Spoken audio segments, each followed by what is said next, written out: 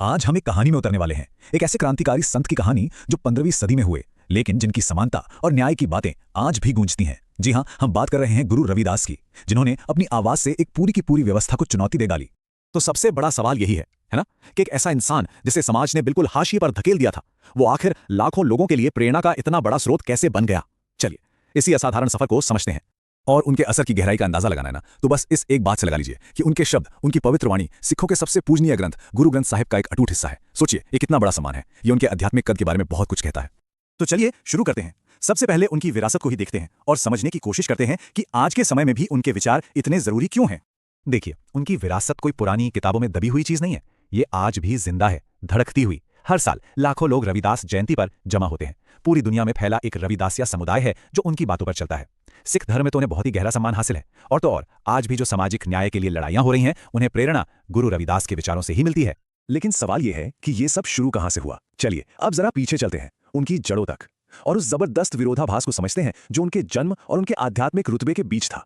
जरा सोचकर देखिए, 15वीं सदी का वाराणसी, वहीं पास में एक परिवार में गुरु रविदास का जन्म होता है।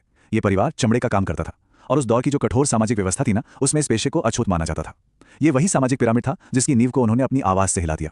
ये उनके जीवन का सबसे बड़ा कॉन्ट्रास्ट है। देखिए, एक तरफ जन्म की वजह से समाज ने उन्हें बाहर कर दिया, अछूत माना, और दूसरी तरफ उनका आध्यात्मिक कद इतना ऊंचा उठा कि राजकुमारी मीराबाई खुद उनकी शिष्या बनी, और उस दौर के बड़े बड़े ब्राह्मण भी उनके सामने सिर झुकाते थे। कमाल है ना। तो अब चलते हैं उनके विचारों के केंद्र में, समझते हैं कि भक्ति और समानता को लेकर उनकी जो सोच थी वो इतनी क्रांतिकारी क्यों थी। उनकी पूरी आध्यात्मिकता का जो सार था ना, वो था निर्गुण भक्ति का विचार। अब इसका मतलब क्या है? इसका मतलब है एक ऐसे ईश्वर को मानना जिसका कोई रूप नहीं, कोई आकार नहीं, और उस ईश्वर तक पहुंचने का रास्ता वो किसी बाहरी पूजा पाठ या कर्मकांड से नहीं जाता, बल्कि वो जाता है मन की पवित्रता और सच्चे प्रेम से। अगर उनकी पूरी शिक्षा को एक लाइन में समझना हो तो वो ये है, सभी एक ही मिट्टी से एक ही बनाने वाले ने बनाए हैं। कितना सीधा, कितना साफ और कितना ताकतवर संदेश है ये, सबके लिए बराबरी का। तो यहां पर ना हमें दो रास्ते साफ साफ दिखते हैं।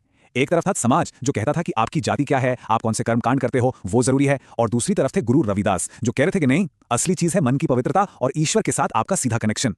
और जो धार्मिक दिखावा होता था ना, उस पर उन्होंने बहुत तीखा कटाक्ष किया है। उनका एक पद है जो सब कुछ कह देता है। वो कहते थे कि बाहर से साफ सुथरे दिखने का क्या फायदा अगर मन तो गंदगी से भरा हुआ है। लेकिन गुरु रविदास के विचार सिर्फ किसी एक इंसान की मुक्ति तक ही सीमित नहीं थे। नहीं, उन्होंने एक पूरे समाज का सपना देखा था, एक बेहतर समाज का। तो चलिए अब उनके उस सपने को जानते हैं। और इस सपनों की दुनिया को उन्होंने एक बहुत ही खूबसूरत नाम दिया था, बेगमपुरा, मतलब बिना गम का शहर। एक ऐसी जगह जहां कोई दुख न हो। ये एक न्याय और बराबरी पर टिकी दुनिया का उनका ब्लूप्रिंट था।